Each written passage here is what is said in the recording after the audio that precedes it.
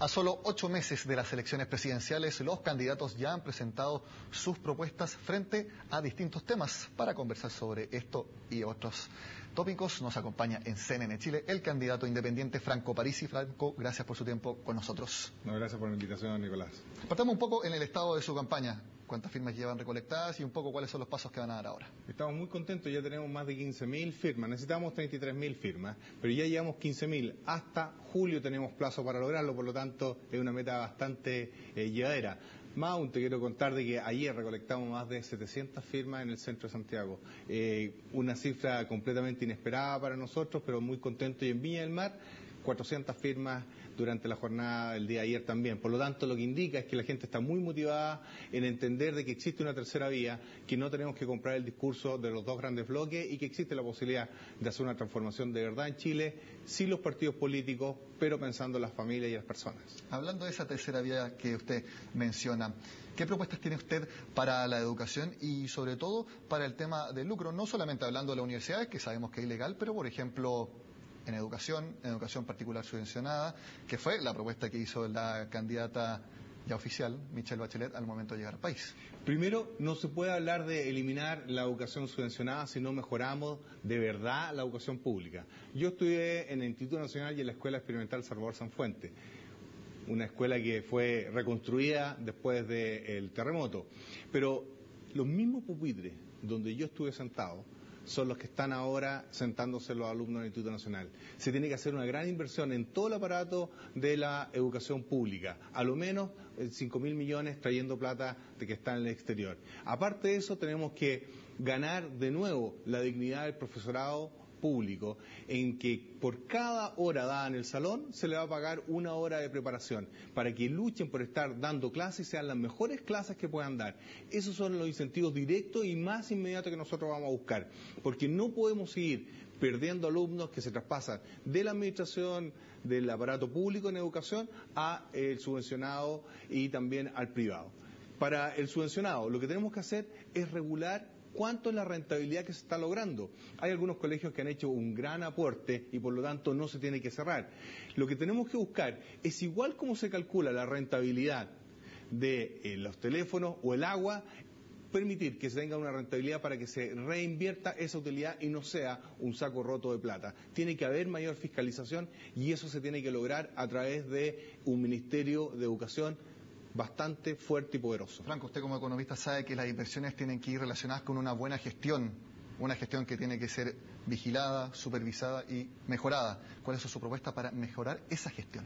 Nosotros estamos diciendo que necesitamos una superintendencia de educación y educación superior, completamente separada porque son dos instrumentos de visualización distintos.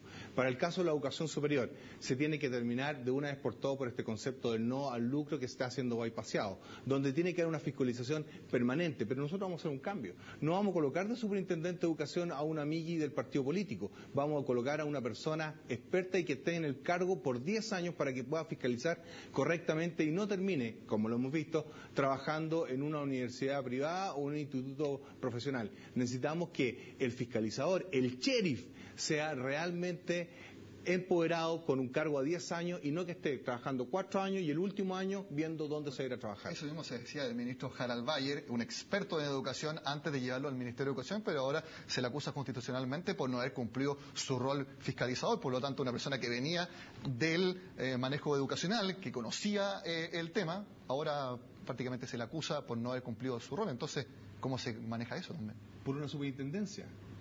Los ministerios son instrumentos políticos. Las superintendencias son elementos técnicos. Esa es la diferencia.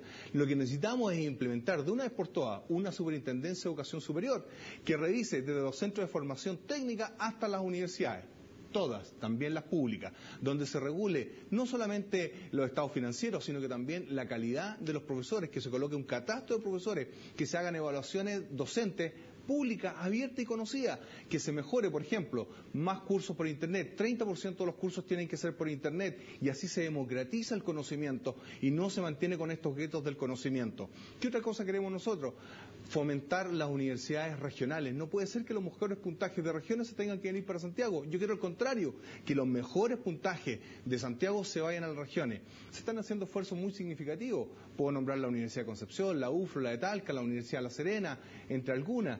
Pero hay muchas más que están haciendo un esfuerzo. Pero todo se centra acá en Santiago. Nosotros, por el contrario, queremos destinar una gran cantidad de recursos para las universidades regionales, dando becas para que alumnos de Santiago se vayan a regiones, con un cambio adicional.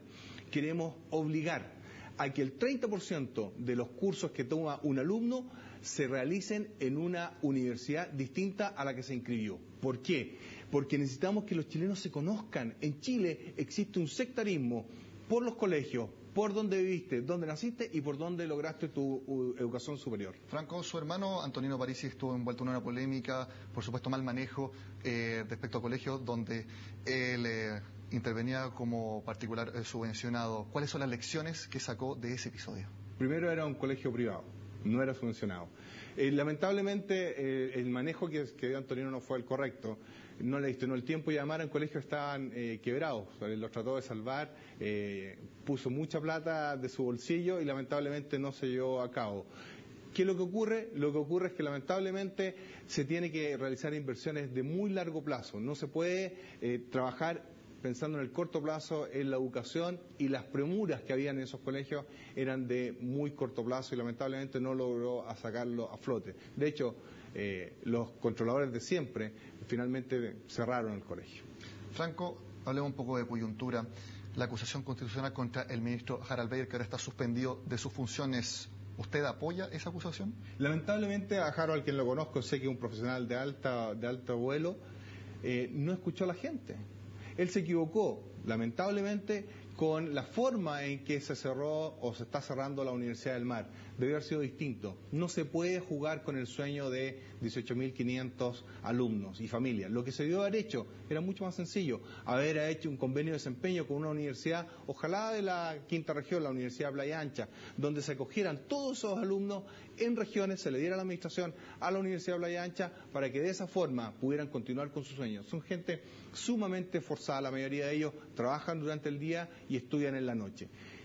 Lamentablemente, Harald no actuó de la forma que se debería haber actuado, colocando a los alumnos primero y no cuidando algunos intereses de las universidades privadas. Franco, usted postula para ser presidente. Si fuera presidente ahora, ¿le recomendaría al ministro que renunciara? Yo creo que él va a saber lo que tiene que hacer, pero no debió haber sido expuesto a esta situación.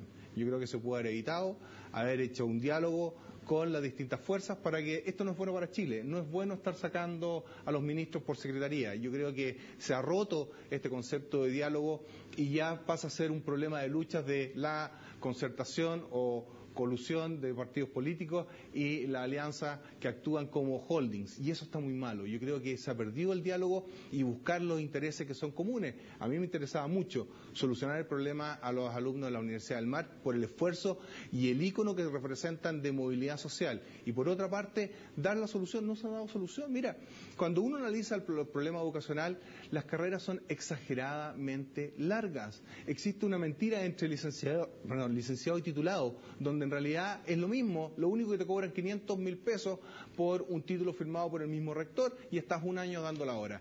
Esas cosas son las que se tienen que cambiar y, por supuesto, se tiene que incentivar la movilidad estudiantil para que no existan estos guetos educacionales. Bueno, sin duda el tema de la educación queda muchísimo paño con cortar y conversaremos más adelante sobre sus propuestas más en detalle. Franco, le agradezco su tiempo acá en CNN Chile. Muchas gracias.